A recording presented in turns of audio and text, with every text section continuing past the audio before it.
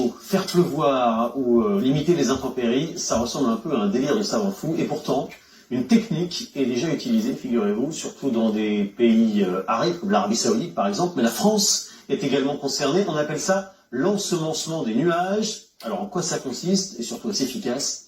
Regardez les réponses avec Pierre Galassio, Iker Zabala et Antoine Zilberman.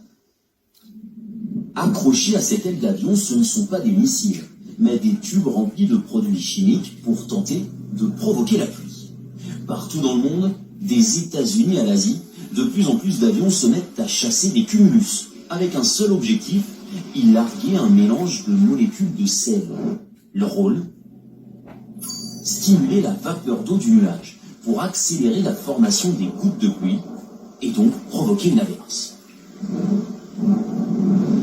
Dans la course pour transformer ces gros nuages en arrosoirs géants, ce sont les Émirats Arabes Unis qui sont en pointe. Là-bas, des drones commencent à être utilisés par le très sérieux département de l'augmentation de la pluie.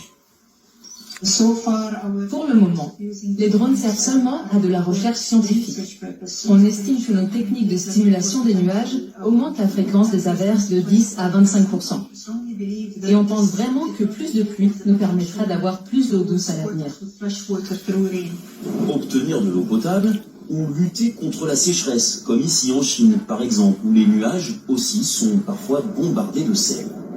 Et puis d'autres pays comme la Thaïlande s'en servent également en cas de forte pollution atmosphérique. La pluie permet en effet d'améliorer la qualité de l'air. Mais ces technologies restent très aléatoires et leurs résultats presque impossibles à prouver scientifiquement. C'est surtout l'expérience qui permet d'y croire, nous assurent ces agriculteurs du Vaucluse. On ouvre la vanne. Et oui, en France aussi. Et on allume. Et depuis des dizaines d'années, on tente de stimuler les nuages. Cette machine propulse des particules d'iodure d'argent dans le ciel en cas d'alerte à la grêle pour protéger les cultures en réduisant la taille des grêlons à la source, pour que seule de la pluie tombe. Oui, j'y crois, parce que ça fait 26 ans que j'en ai un. En 26 ans, j'ai eu 3 fois la gale. C'est pas 100% d'efficacité, mais on arrive quand même à sauver de la récolte.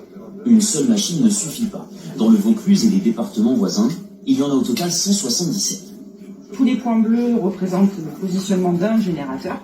Un réseau suffisamment dense et qui a particulièrement fait ses preuves au mois de juin, selon l'association qui s'en occupe. En extérieur de réseau, à 50 km de nos derniers générateurs, la grêle est tombée, de manière assez drastique. Chez nous, ça a été extrêmement limité. Reste une certitude, pour qu'il pleuve, il faut des nuages. Et pour l'instant, leur usage est libre. Chaque pays peut essayer d'en faire ce qu'il veut.